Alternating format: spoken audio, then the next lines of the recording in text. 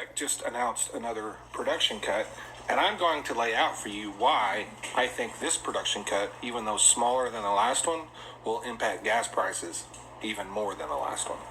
So if you remember, back in October, OPEC announced that they were going to cut production by 2 million barrels a day.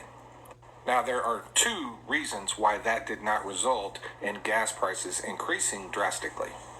One of the reasons is because it was October and we were going into fall and winter where demand always drops. But the second reason is this. Just a couple of weeks after OPEC announced their production cuts, China announced stricter COVID policies and lockdowns. Now, we know that China and Saudi Arabia have been getting quite cozy.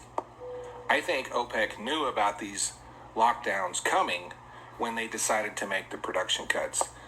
Those lockdowns had not been announced publicly yet.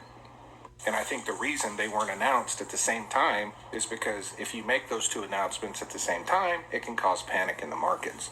Oh shit, OPEC is cutting production, China's going on lockdowns. If all that happens in the same day, you can cause some panic in the market and actually cause oil prices to drop.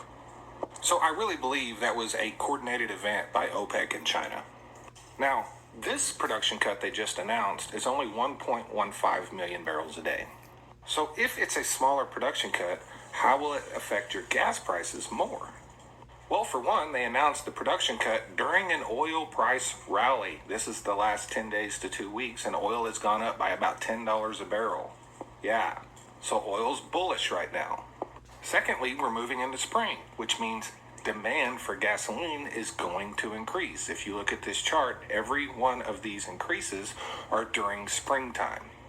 Third is this right here. The gray area is the 5-year average for fuel inventory in the United States. And this blue line, when it falls underneath the gray area, that means we have less supply than the 5-year average.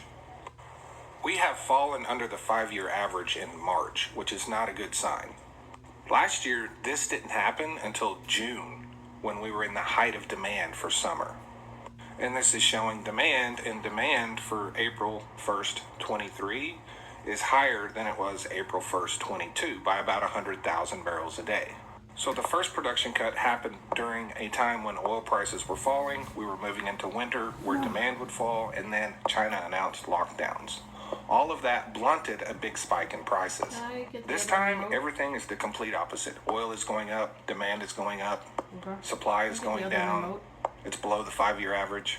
This sets a scenario for a good $10 increase in the price of oil this summer.